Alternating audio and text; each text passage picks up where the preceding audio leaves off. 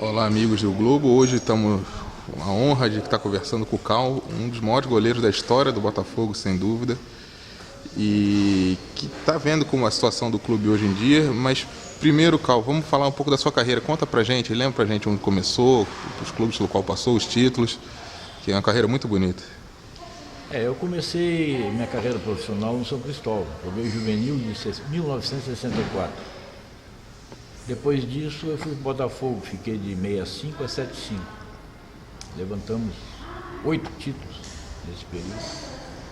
Depois em 71 eu fui para o Grêmio, fiquei um ano no Grêmio, voltei para o Botafogo, fomos vice-campeões brasileiros em 72, tiramos depois um título brasileiro. E vários torneios, felizmente também eu tive essa felicidade de ser convocado para a seleção de 70, ficamos na lista dos 40. Depois joguei até 75 no Botafogo. Foi uma honra, uma satisfação ter conhecido gente do quilate das pessoas que eu conheci. Isso é fantástico. Participou daquele time histórico do bicampeonato, né, de 67 e 68. Lembra pra gente um pouco dos jogadores com que você conviveu, que você jogou no Botafogo, essa geração, desses 10 anos que você jogou pelo Botafogo, muita gente boa, né? O Reis, eu tive a felicidade de entrar num time já vitorioso. Quando eu saí do Juvenil do São Cristóvão, que eu entrei para o Juvenil do Botafogo, eles já eram campeões, era um time já formado pelo NECA, era uma base que o Botafogo foi levando até os anos 70, praticamente. Então nós jogamos 5, 6 anos juntos. Eu entrei num time que foi o bicampeão estadual da Taça Guanabara. Em 2 anos levantamos 4 títulos, fora os aspirantes, que foram os bicampeonatos de aspirantes, que foi os últimos anos dos aspirantes. Esse time também foi uma base para todos esses títulos que nós tiramos. Nós tivemos até 70, e foi o Moreira, o Zé Carlos, tudo isso foi juvenil. Nesse time, Moreira, o Zé Carlos, o Valtencir, Carlos Roberto, Alfonsinho, Ney, o Rogério, Zequinha, Ferretti, Tuca, Humberto, Paulo César, Roberto, Zezinho. Isso tudo é gurizada que nasceu dentro do Botafogo. Com exceção depois do Leônidas e do Gerson, que vieram de fora, do Flamengo e do América. Esse time era uma base do Botafogo que levantou esses títulos todos. Então, esse enfoque é que eu quero dar como recordação de uma família, que nós constituímos uma família e, felizmente, tivemos nessa época a facilidade de ter considerado esses fatores todos, dessa união nossa, essa união simples de amigos, companheiros, viajamos pelo mundo inteiro aí, e recebendo coroamos com esses títulos todos que nós tivemos no Botafogo dentro desse período. Era uma época em que os clubes do Brasil excursionavam muito, né, para fora. A gente não tinha essas datas sobrecarregadas aí de campeonatos e taças e tudo mais. Chegava no final de dezembro, assim, por ali, a gente já tinha excursões. Então, durante uns 4 ou 5 anos, nós viajamos. Inclusive, naquela época, era o Botafogo e o Santos os clubes mais valorizados na América do Sul. Aqui. E o que a gente fazia? A gente saía, o Santos saía por um lado do mundo e a gente saía pelo outro. Nos encontrávamos em Caracas. Isso aconteceu 2 anos seguidos. Disputamos um quadrangular. Santos, Botafogo, seleção russa e o time do Otto Glória, que era a seleção de Portugal. Isso aconteceu durante 2 anos seguidos. Esses quadrangulares nós ganhamos. Um deles nós tivemos empatados com o Santos. Ficamos empatados e o outro nós ganhamos. Para tu veres que nessa época a gente se destacava no mundo inteiro aí. Ganhamos um torneio invicto também no México, em 69, antes da Copa do Mundo. E aí foi um hexagonal que tinha inclusive as seleções do México se preparando para a Copa do Mundo. A seleção A, a seleção B do México, Botafogo e mais uns 2 ou 3 clubes do exponente do mundo inteiro. Nós ganhamos invicto com essa gurizada que eu estou te dizendo.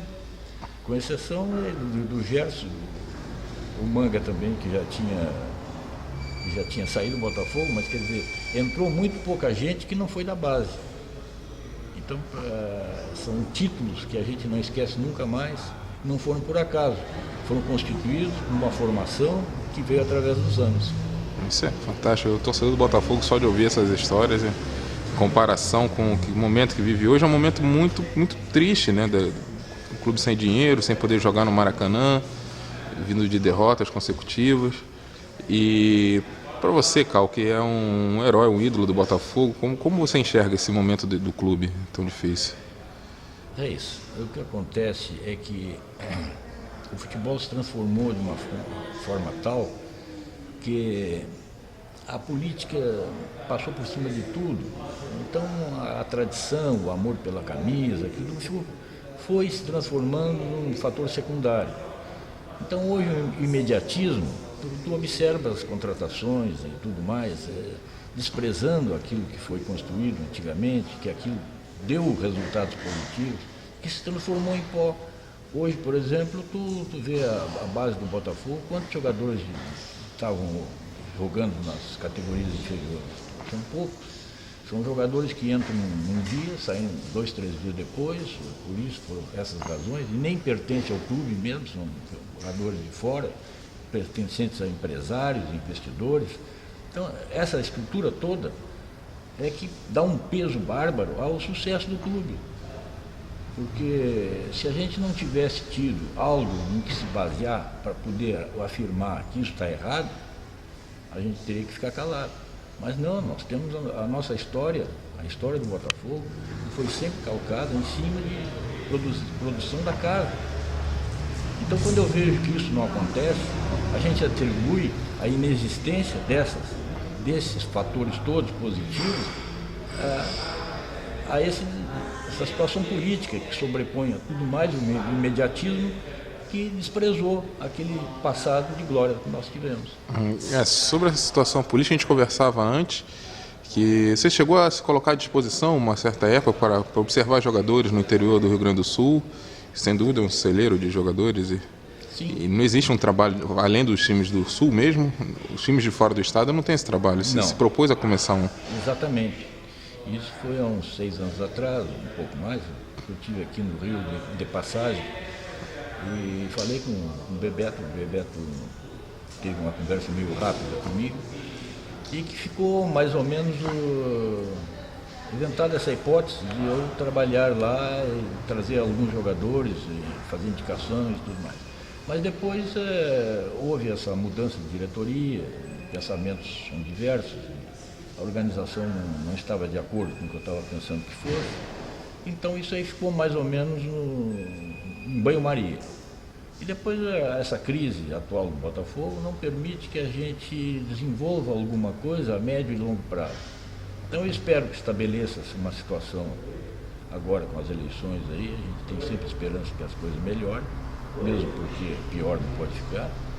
Então a gente está na expectativa. Eu me coloco sempre à disposição do clube que eu me formei, que trago para sempre na memória momentos felizes que eu passei dentro do clube e que se eu pudesse continuar trabalhando em prol dele, eu assim o faria. Isso é muito legal. Vamos falar dos poucos motivos de orgulho do torcedor botafoguense hoje é o seu goleiro, o Jefferson, que é goleiro titular da seleção e é uma posição que você pode falar com melhor qualquer um. Que predicado você enxerga nesse goleiro do Botafogo, o Jefferson? Está bem servido mesmo, nossa seleção e o Botafogo? Eu acho que o Jefferson, ele tem uma condição excepcional. Primeiro, ele gosta do clube. Ele é apaixonado pelo Botafogo. Se não fosse, ele já estaria fora daí. Pela condição física, atlética e moral dele. Ele é um jogador diferenciado. Então, hoje, ele estando como titular da seleção, é um prêmio para o que ele é e o que ele tem sido pelo Botafogo. Então, eu acho que ele está numa posição hoje em destaque, não só no clube, como no futebol brasileiro, e mundial talvez, e que se o Botafogo não abrir o olho, vai perder essa peça muito rapidamente, para a infelicidade nossa. E dele, porque ele é um profissional que merece estar num patamar muito superior do que está hoje. Tá certo. A gente agradece muito, Cal. Agora, para finalizar, você Nas brincadeiras de rachão, de várzea, você jogava no gol? Porque tem muito goleiro que gosta de jogar na linha. Nas peladas, você era goleiro ou jogava na linha, fazendo gol? Eu não gostava de defender porque eu achava que o atacante tinha muito mais prioridade. Porque, na verdade, quem chuta pode estar fora. Agora, quando a bola vem, tem que ser defendido. Então, eu sempre caí fora, mas quando pude, porque muitas vezes não tinha jeito. Errava 2, 3 chutes, olha, vai pro gol, miserável. Aí receber bolaço lá. Então até hoje estou tudo quebrado, no ombro, joelho. Mas a gente está sempre aí na disposição. Tá certo, muito obrigado, uma honra pra gente. Valeu.